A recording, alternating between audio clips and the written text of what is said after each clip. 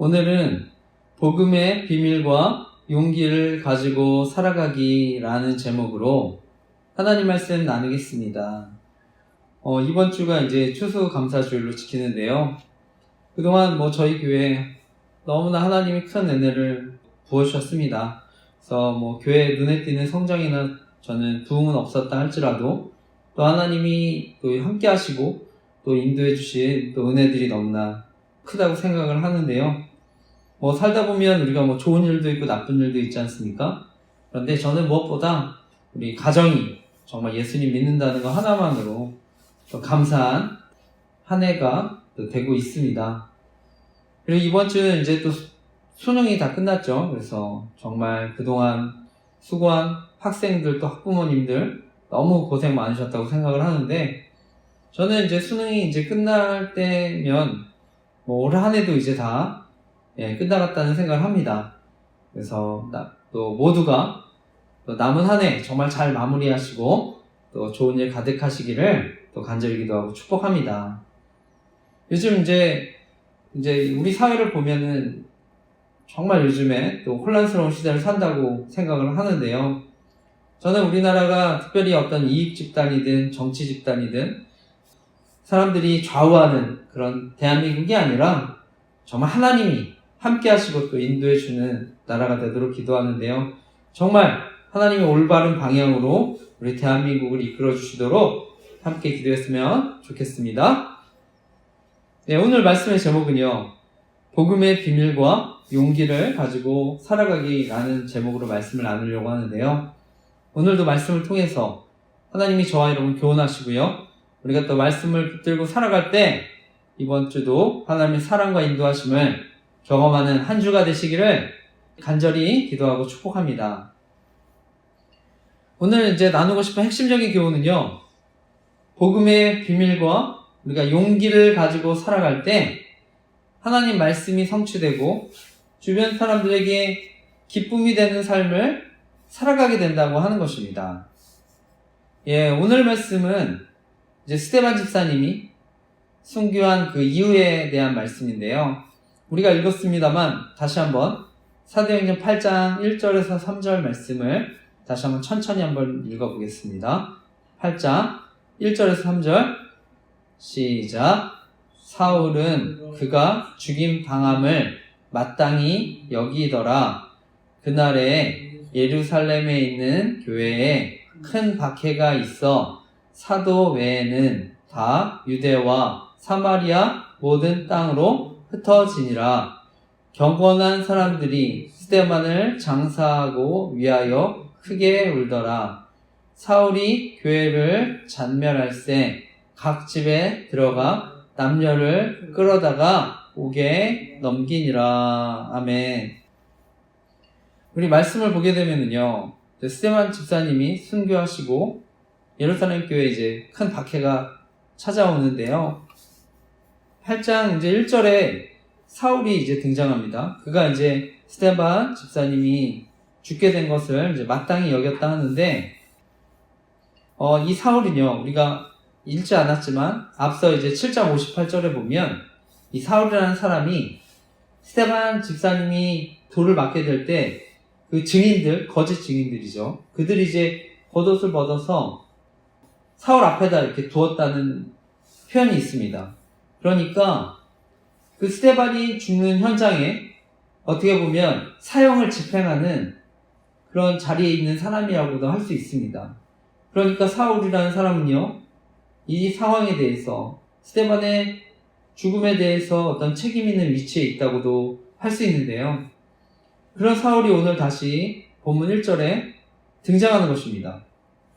그래서 이어지는 또 쭉 이어서지는 말씀들을 보면 교회에 스데반 집사님 순교하시고 나서 큰 박해가 있는데 사도 외에는 유대와 사마리아 모든 땅으로 이제 성도들이 흩어지게 되었다고 합니다. 이렇게 흩어지게 되는 이유 가운데 가장 큰 또 이유 중에 하나가 이어지는 우리가 3절에서 보면은요, 사울이라는 사람은 각 집에 들어가서 사람들 붙잡았다고 하는 표현이 나오는데요. 그만큼 박해라는 것이요, 예전에는 가정까지는 아마 이렇게 들이닥쳐서까지는 아니었다고 생각하는데요. 분명히 가정에 또 어린아이들도 있었을 텐데, 그러니까 무자비하게 뭐 남녀를 가리지 않고 그냥 거리로 끌어내서 감옥에 가두고 또 심지어 이렇게 처형까지도 하는 일이 벌어졌을 거라고 생각을 합니다. 그러니까 과거에 어떤 의미에선 과거랑 비교해서 훨씬 더 그 박해 정도가 심해졌다고 할 수 있는데요. 그런데 우리가 놀라운 것은요, 2절에 보면 경건한 성도들이 스데반을 장사하고 몹시 또 슬퍼했다고 합니다. 이 당시에 돌에 맞아 죽는 거는요, 앞서 스데반이 죽게 된 것도요, 어떤 의미에서는 모세와 율법을 또 해방했다, 그래서 죽은 거기 때문에요. 사회적인 어떤 저주를 받은 사람입니다. 그러니까 스데반 추모하는 것은요, 한편으로는 또 동일한 위험을 각오해야 되는 행동인데요. 근데 그들이 장사하고 슬퍼했다고 하는 것입니다. 저는 한편으로는 이런 성도들이 이렇게 슬퍼하고 했던 것은요, 스데반 집사님 또 보이신 용기, 헌신 때문이었다 생각합니다. 스데반 집사님은 마지막 죽는 순간에는요, 또 예수님과 같이 기도하고 또 순교하셨습니다. 하나님 제 영혼을 받아달라고, 또 죄를 저들에게 돌리지 말아달라고. 그래서 저는 이러한 스데반의 또 헌신, 이런 수고와 용기가 많은 사람들에게 또 감동을 주고 그 안에 변화를 일으켰다 생각하는데요.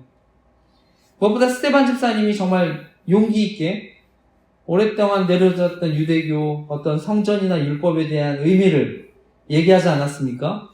우리가 아무리 옳은 말, 또 옳은 일이라고 하더라도요, 내가 잘못 나서거나 얘기하면 큰 어려움 당할 수가 있습니다.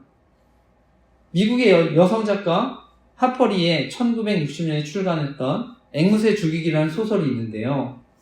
이 앵무새 죽이기라는 소설 실화를 이제 바탕으로 했다고 하는데, 그 작가가 10대 소녀였을 때 1934년에 그 남부 엘라베마에서 목격했던 것을 기반으로 만들었다고 합니다. 그러니까 이제 과거 흑인들이 굉장히 차별받는 것을 있고 무시당하는 것을 눈으로 목격하면서 소설을 썼다고 하는 것인데요. 이 소설의 내용은요, 에티커스 핀치라는 사람이 그 당시 강간용의자 흑인 톰 로빈슨을 국선 변호사로 이제 그 사람을 변호하게 되면서 벌어지는 이야기인데요. 법원은요, 아무도 이제 이 흑인을 변호하려고 하지 않는 이 사건에 경험 많은 50대 에티커스에게 변호를 담당하게 합니다. 그러니까 이 에티커스가 변호를 맡게 됐는데요. 과거에 그러니까 이 어려운 시대에 변호를 맡게 될 때 초등학생 어린 자녀들, 친구들 놀림도 받고 백인 과격주의자들한테 몰매를 맞을 뻔한 위기도 겪는데, 그래서 이 소설에서는 아들이 죽을 위험까지도 겪게 됩니다. 그런데 결국은요, 나중에 명백한 증거가 있으니까요, 그 배심원 전부가 백인이었다 하더라도 결국 톰 로빈슨의 무죄를 입증하게 됩니다. 이 소설의 제목이요, 앵무새 죽이기인데요. 여기 앵무새는요, 순수, 무죄, 무해를 상징합니다. 이 시간에 어딘가에서는요, 지금도 죄 없는 앵무새가 죽어갈 수가 있습니다. 그런데 문제는요, 그 죽어가는 앵무새, 죽어가지만 방관하고 아무것도 하지 않는 사람들이 있다고 하는 것인데요. 그래서 우리에게 정말 사회적 책임이 있다는 것을 얘기하는 것입니다. 저 개인적으로는요, 오늘날 정보통신이 발달하면서 많은 사람들 또 스마트폰 쓰지 않습니까? 그러니까 저는 뭐 스마트폰 해킹, 또 사이버 스토킹, 또 조직 스토킹 같은 범죄들 또 많아진다고 생각을 하는데요.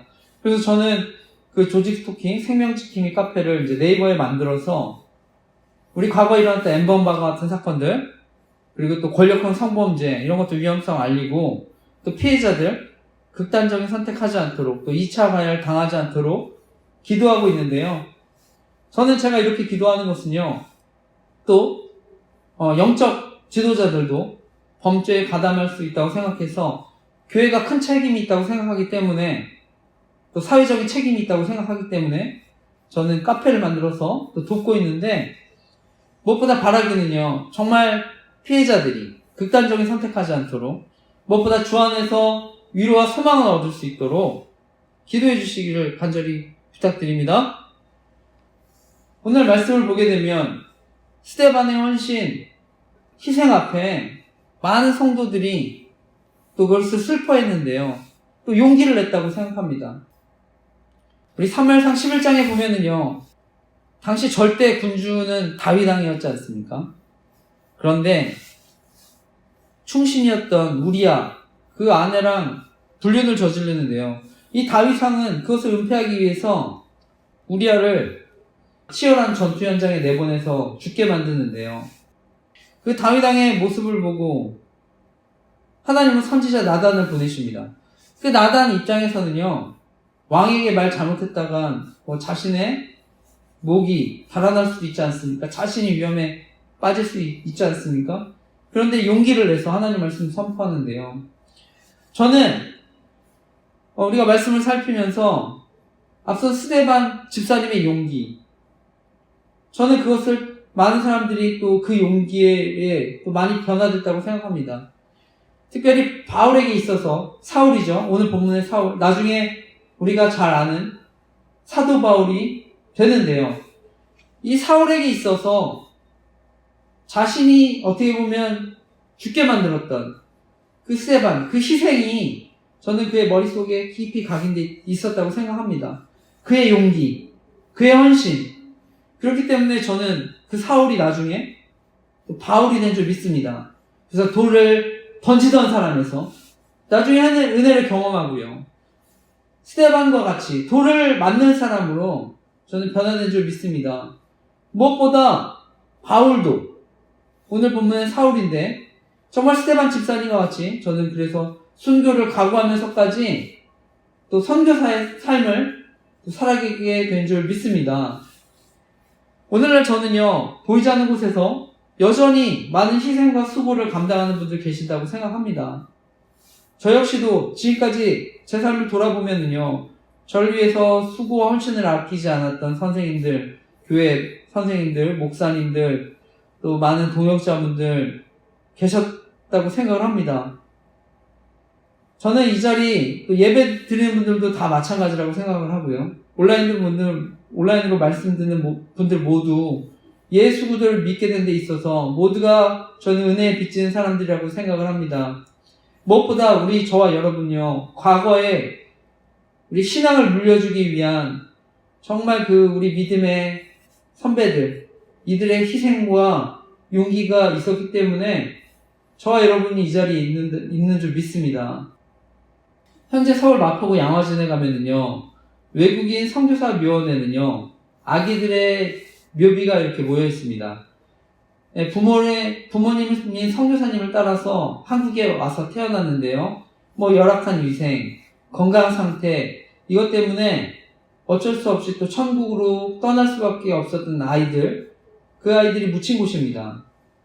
저는 이제 충청북도의 청주에 살고 있는데, 이 충청북도 선교의 개척자 F.S. 밀러 선교사님이요, 두 아들과 아내, 현재 또 양화진에 묻혔다고 하는데요.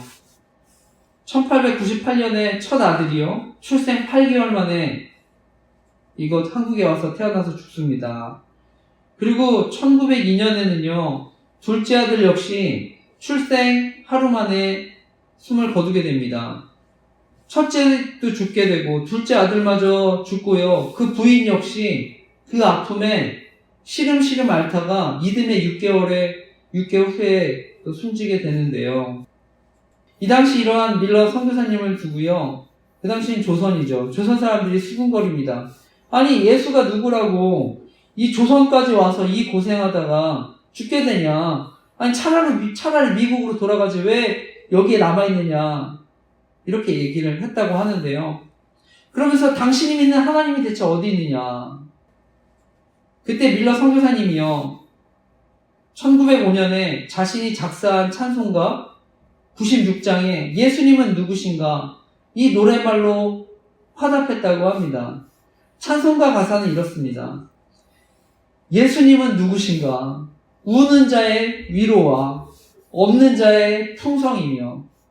천한 자의 높음과 잡힌 자의 노임되고 우리 기쁨 되시네. 예수님은 누구신가?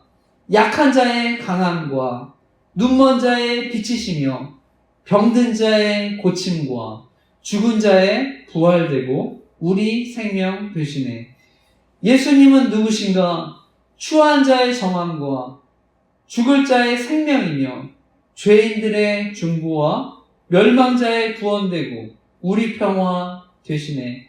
예수님은 누구신가? 온 교회의 머리와 온 세상의 구주시며 모든 왕의 왕이요 심판하실 주님 되고 우리 영광 되시네. 저는 오늘날 우리 대한민국 많은 부흥과 성장을 하지 않았습니까? 저는 그런데 그 부흥과 성장에 스테반 집사님과 같은 정말 용기를 가진 선교사님들 헌신과 수고가 있었기 때문에 오늘날 대한민국이 이렇게 부흥하고 성장한 줄 믿습니다. 우리 대한민국이 과거 민주주의 또 여러가지 신분제도 타파, 남녀평등, 저는 우리 기독교가 또 대한민국의 교육과 의학에 많은 영향을 끼쳤기 때문에 지금의 열매들을 맺게 된 줄 믿습니다. 오늘 말씀의 마지막은요, 큰 박해 이후에 놀라운 또한 영적 반전에 대한 말씀입니다. 그것이 오늘 마지막 4절에서 8절까지의 말씀입니다. 마지막 말씀 같이 읽겠습니다. 4절에서 8절 마지막 말씀 읽겠습니다. 시작. 그 흩어진 사람들이 두루 다니며 복음의 말씀을 전할세 빌립이 사마리아 성에 내려가 그리스도를 백성에게 전파하니 우리가 빌립의 말을 듣고 행하는 표적도 보고 한 마음으로 그가 하는 말을 따르더라. 많은 사람에게 붙었던 더러운 귀신들이 크게 소리를 지르며 나가고 또 많은 중풍병자와 못 걷는 사람이 나으니 그 성에 큰 기쁨이 있더라. 아멘. 오늘 말씀은요, 결국 어떤 사울이 등장한 것, 또 박해 이런 것들이 이어지는 그 결과, 근데 그 결과가 정말 놀라운 것을 만들어냈다고 얘기하는 것입니다. 바로 흩어진 사람들이 두루 복음을 전하게 되는데요. 그 복음이 사마리아 땅에까지 전해졌다고 하는 것입니다. 이 당시 사마리아 지역은요, 유대인이 가장 경멸하는 지역이었습니다. 그래서 사마리아가 아수르 포로기, 그 바벨론 포로기를 거치면서요, 그 당시 이제 이방 민족과의 혼혈, 그런 결혼 정책이며, 어떻게 보면 혈통이 섞이는 순수성을 잃어버리게 됐는데요. 그러니까 이제 바벨론 포로기가 끝나고, 나중에 유대인들이 귀환할 때 성전을 이렇게 건축을 했는데요. 그때 사마리아인들을 이제 배제시킵니다. 그리고 이때 사마리아 사람들은요, 거기에 예루살렘 성전이 지어지니까 자신들도 그리심산에 자기들만의 성전을 건축하게 됩니다. 이후에 이제 유대인들은요, 아예 사마리아 사람들을요, 마치 그냥 이방인 취급합니다. 그 사마리아인들 역시 그 유대인들을 향한 적개심을 가지고요, 서로 간에 여러 가지 분쟁이 있었다고 하는데요. 그러니까 유대인들은 가능하면 이제 그 땅에 들어가지 않으려고 했는데, 오늘 말씀 보니까 박해로 인해서 사마리아에 복음이 들어갔다고 하는 것입니다. 바로 빌립 집사님이요, 사마리아 성에 내려가서 사람들에게 예수 그리스도를 전했다고 하는 것입니다. 우리 사자성어에 보면 전화위복이라는 말이 있지 않습니까? 나쁜 일도 복이 될 수 있고, 세용지마라는 말, 또 좋은 일이 나쁜 일 이렇게 또 뒤바뀌는 것들. 우리가 이 세상을 살다 보면은요, 뭐 여러 가지 일을 만나죠. 뭐 감사한 일도 있고, 뭐 추수감사주일인데 너무나 기쁜 일도 있지만, 또 우리가 살다 보면 또 슬픈 일, 괴로운 일을 당하기도 합니다. 지금도 예배 드리시는 분들, 또 온라인으로 말씀 들으시는 분들 가운데 어떤 사람들은요, 여전히 슬프고 어려운 가운데 실패와 또 좌절 속에 계시는 분들도 있는 줄 압니다. 그런데 우리 인생이라는 것은요, 늘 항상 좋은 일만 있는 것도 아니고요. 늘 또 나쁜 일만 있는 것도 아닙니다. 오히려 나쁜 일이 또 돌이켜보면 또 좋은 일이 또 될 수 있지 않습니까? 이번 주에 이제 저희 교회에 갑자기 건물에 이제 수요요금이 많이 나온다고 했어요. 어딘가에 수요요금이 많이 나온다는 것은 이제 물이 샌다는 거니까 건물에 이제 누수가 있다는 연락을 제가 받았습니다. 그래서 점검이 필요하다고 해서 이제 사람을 불러야 된다고 했는데, 저희 교회 지금 지하에 있습니다만 1년 넘게 이제 싱크대에 물이 너무 조금씩밖에 안 나와서 문제가 있었지만 뭐 자주 사용하지는 않기 때문에 고치지는 못했는데, 점검이 필요하다고 해서 제가 건물 주인분께 이제 양해를 구해서 이번에 함께 이제 고칠 수 있게 돼서 전 한편으로 너무 감사했는데요. 몇 년 전에 있었던 우리 코로나 바이러스, 한국교회에 정말 큰 어려움을 주지 않았습니까?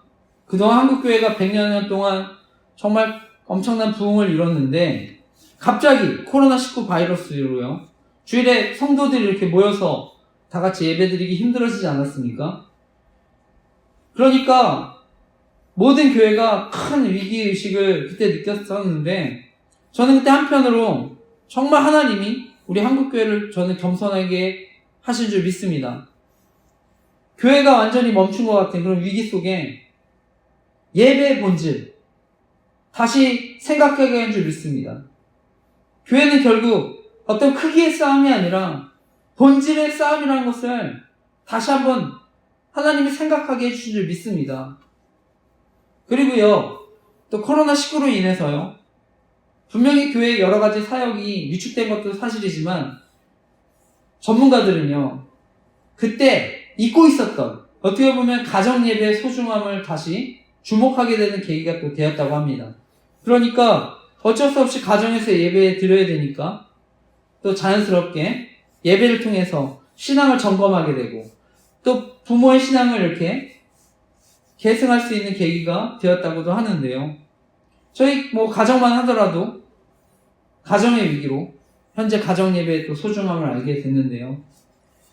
결론적으로 스데반 집사님의 순교, 또 예루살렘을 향한 큰 박해, 엄청난 시련이지만 하나님은 이 사건을 정말 복음이 땅끝까지 전파되는 이런 전환점이 되는 사건이 되게 하셨는데요. 오직 성령이 너희에게 임하시면 너희가 권능을 받고 예루살렘과 온 유대와 사마리아와 땅끝까지 이르러 내 증인이 되리라 하시니라. 오직 성령이 너희에게 임하시면 너희가 권능을 받고 예루살렘과 온 유대와 사마리아와 땅끝까지 이르러 내 증인이 되리라 하시니라. 아멘. 역설적이지만 교회가 당한 핍박으로요, 사마리아에 하나님 말씀이 선포가 됩니다. 이것은 예수님의 죽음도 마찬가지였는데요. 예수님은 아무 죄가 없으셨지만 예수님이 십자가에 달려 죽으신 그 죽음으로 인해 저와 여러분이 구원받게 된 것입니다. 그래서 저와 여러분 하나님과 개인적이고 인격적인 관계를 맺을 수 있게 된 것입니다. 따라서 하나님은 저와 여러분 때론 어떤 위기를 만나던 하나님의 뜻 안에서 우리에게 가장 선한 길로 또 인도해 주신다는 것을 믿으시기 바랍니다. 오늘 말씀은 교회를 향한 박해, 그때까지 불가능하다고 여겨졌던 곳에 결국 복음이 전해지게 하셨습니다. 하나님 이처럼 놀라운 일을 하셨습니다. 그리고 오늘 말씀의 마지막은요, 예루살렘에 있었던 은혜들이 오늘 사마리아 성에 나타난 것입니다. 복음이 전해지고 표적이 나타나고 귀신이 쫓겨나고 많은 병자들이 고쳐졌다고 하는 것입니다. 그래서 그곳에 큰 기쁨이 넘치는 곳이 되었다고 하는 것입니다. 잘 아는 대로 복음은요, 큰 기쁨의 좋은 소식입니다. 이 복음이 전해지면서 그곳에 큰 기쁨이 넘쳤다고 하는 것입니다. 말씀을 마치면서요, 저와 여러분, 복음의 비밀을 가진 사람은요, 저는 고난 가운데 용기를 가지고 살아가는 줄 믿습니다. 오늘 빌립은요, 사마리아의 복음의 비밀을 가지고 가는데요, 저는 저와 여러분이 정말 어떤 곳에 있든지 하나님은요, 복음의 비밀을 가지고 또 용기를 가지고 살아가는 사람 사용하실 줄 믿습니다. 이번 주 이제 수능이 끝났는데요. 저는 수험생 모두가 원하는 대학에 다 진학하면 좋겠지만 비록 또 원하는 결과를 얻지 못해도 저는 예수님 믿는 사람들, 복음의 비밀을 간직한 사람, 저는 어디서든지 하나님이 함께 하시고 사용하시는 줄 믿습니다. 그렇기 때문에 바라기는 저와 여러분 정말 하나님의 복음을 전하는 통로로 사용해달라고 기도하는 저와 여러분 되시기를 간절히 기도하고 축복합니다. 무엇보다 이번 한 주도 우리가 복음의 비밀을 간직한 사람으로 용기를 가지고 살아갈 때 우리를 통해 말씀이 성취되고 우리 주변 사람들에게 기쁨을 주는 삶을 살아가는 저와 여러분 되시기를 간절히 기도하고 축복합니다. 아멘.